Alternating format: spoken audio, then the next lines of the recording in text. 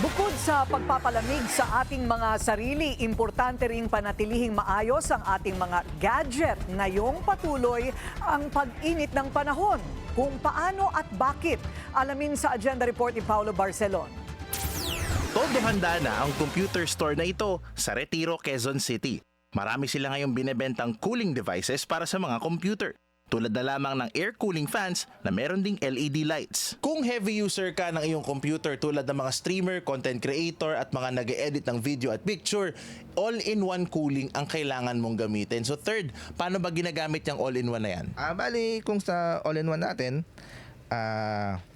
ito po nilalagay ito sa processor. And then dito po dumadalo yung natin, yung mga liquid. Lalagay mo lang po yung pan dyan para lumamig po yung liquid po natin and then babalik rin po siya dito. Ganun lang po, recycle lang po siya. At dahil mas umiinit na ang panahon, posibleng makaapekto rin ito sa mga computer at iba pang gadget. Common yan, auto shutdown. Nangyayari sa amin yan. Tapos pag tingnan namin ng pan niya, ayun, wala nang thermal. Iba naman, kamote na lang, pwede ka na magtanim.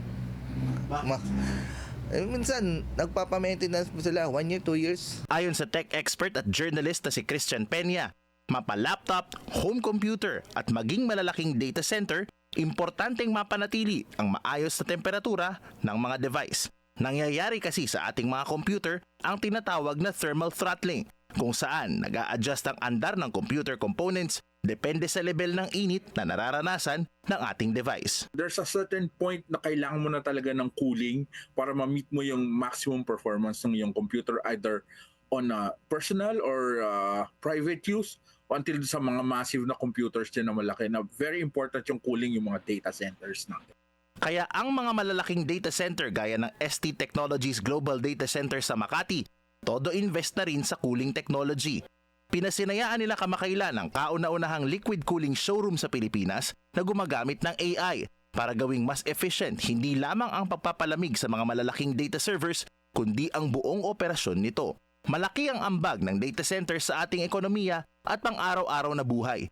Dahil sa pamamagitan ng ganitong mga pasilidad, napapagana ang mga importanteng transaksyon at nalalabanan maging ang mga krimen gaya ng fraud at money laundering. So far, if you're just cooling that, then air-cool's okay.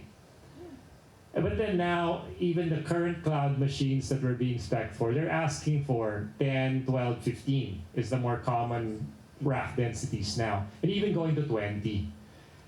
At around 15 to 20, now you're talking about more specialized cooling. It's something that we have to provide also our time and effort and money also in order to become useful, thus helping them strengthen their business case.